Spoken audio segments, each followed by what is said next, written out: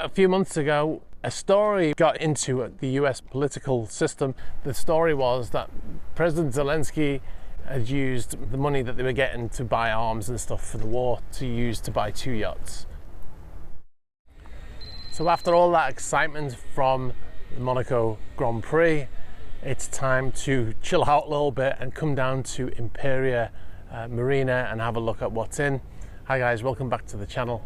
Welcome back to Italy. We've got a very nice yacht behind us here in my favourite design ever. This is Motor Yacht Aurelia. We've actually did a tour of this boat at the Monaco Yacht Show last year. But anyway, we're in Imperia to have a look around, and this is just the first boat that took my attention. So great looking vessel, and the colour scheme is excellent. And you can see the little boat in the water there. Also has the colours on it. The number, to be honest, is giving me a bit of a Thunderbirds vibe, actually, with that big number on the side. But anyway, let's have a look around the marina. Let's see what we can find. And there's a couple of boats here, particularly that I'm going to talk about today, for various reasons, which will become apparent when I start talking about them. So let's go and do that.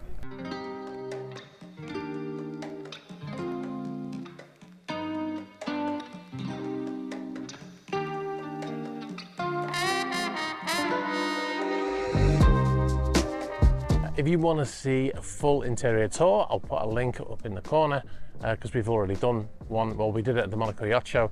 Now, the vessel was for sale. So if you're interested in a nice, colourful yacht, then this is your yacht, because this is unlike anything I've seen before on any yacht. And that is a paint job. That's not a wrap, which I thought no one would paint their vessel like that, but it is actually painted. Well, these guys didn't get the memo about it being Sunday. Full wash down going on, which is unusual on a Sunday when a boat's laid up like this. Only, well, they've either got a captain who never gives anyone a day off, or they are expecting, they're expecting to go somewhere, guest on, boss on, something like that. But sometimes it's just the captain never wants to give anyone a day off, so they just make them work every day. Now, the boat behind me, we've also featured before, Motor Yacht Crocus. This yacht is for sale. There's actually a sign on the thing there saying Fraser Yachts. It's for sale by Fraser Yachts. We talked about it once before. I think there's been a price reduction from when we featured it last time, which was probably September, October last year. The yacht is for sale for 22 million euros at the moment. I've just got it from the Fraser website just to confirm that it is still for sale. Well, there's a sign on it, but I just wanted to check out what the price was of that yacht. Beautiful colour. Now, as far as I know, this boat has been pretty much laid up here since, well, at least since last year, so what, 23. The boat was built in 2021, so it's effectively a new yacht. It's a 48 metre, 157 foot yacht. And it sleeps 11 in 5 cabins. Now, the great thing about buying a yacht, and the reason why yachts retain value, is because if you went to the company and said, I want to build this yacht, it would take probably 3 years from inception to delivery, 3 to 4 years, right? But here's a yacht that's ready already. All you have to do is, if you don't like the color, you change the color. If you don't like the interior, you can change the interior, but you can buy the yacht straight away and then take it to refit. I'm not getting paid to say this, I'm just saying that this is the reason why yachts retain value. There are lots of people out there wanting yachts and they can't get them, so they buy a yacht like this and then they can just spend some money on it to make it their own. Now, if you're a long-time viewer of the channel, you'll know that this is a Russian-owned vessel. This is currently seized by the Italian government. It's being maintained by the Italian government, but I think the vessel's going to be returned at some point in the future. When that is, I don't know. But the vessel's owned by Alexei Mordashov. Now, he's the same owner who owns Motor Yacht Nord, that massive behemoth of a yacht that is always sailing around the Indian Ocean with its AIS turned off that we talk about frequently. Well, he's the same owner. And this vessel was one of the first vessels to be arrested when Russia invaded Ukraine. This one, and there's another boat in San Remo called Lena. They were arrested on the same day, seized, arrested, whatever. And this boat's been here ever since. Now, for a long period of time, maybe a year after that, there was a security guarding this vessel 24/7. That's long since gone now. And the vessel is pretty much deserted. There are a number of caretaker crew looking after the vessel, which I think are locals. So the vessel is here with like 2 or 3 crew members still looking after it. I see them washing down occasionally. I haven't seen anyone today, but I've only just got here. And it is Sunday, so it's most likely there'll be no one on deck today. But the vessel's been here now for 2 years. Very basic maintenance being done. The vessel does look clean and tidy, so whoever's doing that is doing a good job. Cleaning down and washing down every day is one thing, but maintenance, engines and equipment, electronics and stuff like that, I don't know how it's being maintained. So that will probably, even when that ever happens, the war in Ukraine ends and the sanctions are lifted and stuff like that, the boat will most likely immediately go to a shipyard and have a refit.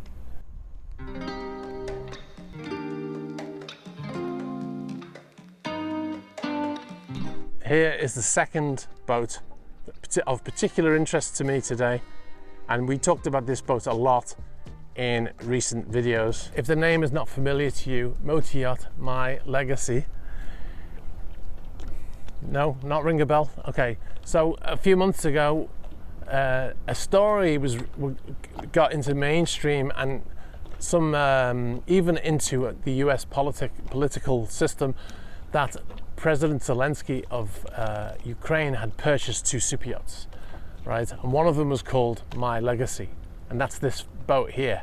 This is one of the amazing things about the internet, is that you have almost limitless information at your fingertips, but at the same time, it's also a place where a lot of misinformation lies, and information that you might not want to have available, including your own personal details. But that's where this video's sponsor comes in, Incogni. It's very easy now to look up someone's personal data using a reverse lookup email search, and your data is stored online by data brokers who keep and sell your data to advertisers and worse. However, if you request it, they have to delete it, but only if you ask. And there are hundreds of these companies, most of whom you've never heard of. But this is where Incogni comes in. Incogni will do that work for you. After signing up, they found hundreds of data centers with my details on and immediately started asking for my data to be removed. These were companies I'd never even heard of, and they had my data in their databases. Give Incogni a try if you value your privacy. Sign up with the link in the description for a special discount. And that's this boat here. And the story was fake. We showed it to be fake. We did a video on it. The so-called evidence was clearly just fabricated, and we showed that it was illegitimate. We showed that the forms that they'd used were 10 years out of date. There was a lot of stuff on there that we showed it to be not true. And this vessel is actually still, it's still for sale on the Burgess website. So yeah, that story was completely bogus. If you didn't see those videos back then, the story was that President Zelensky had used money from the money that they were getting to buy arms and stuff for the war to use to buy 2 yachts. And it was complete nonsense.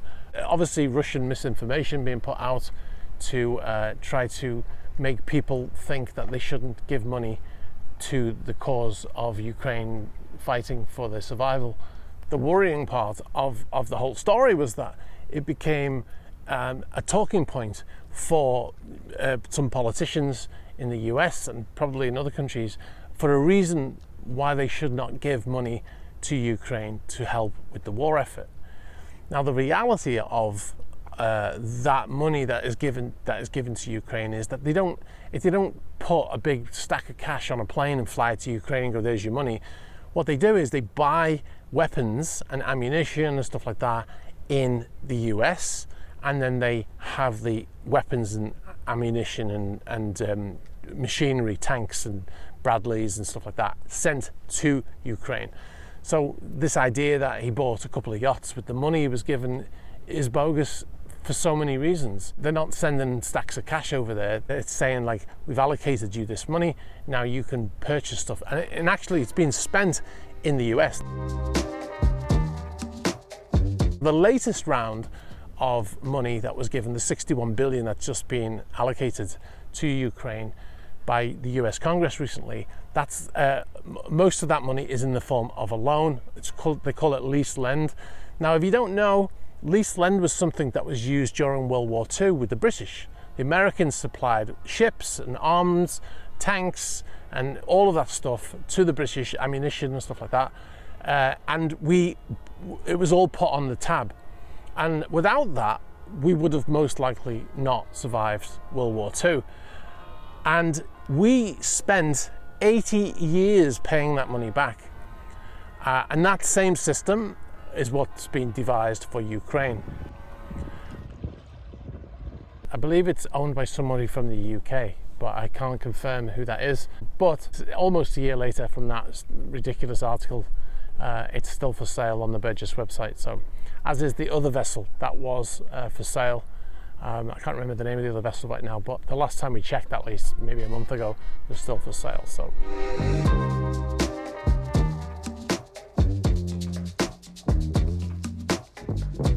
Anyway, I'm going to wrap up here. Hope you've enjoyed this little walk through Imperial Marina. Let me know what you think in the comments, and we'll catch up there. All right, guys, thanks. Bye-bye.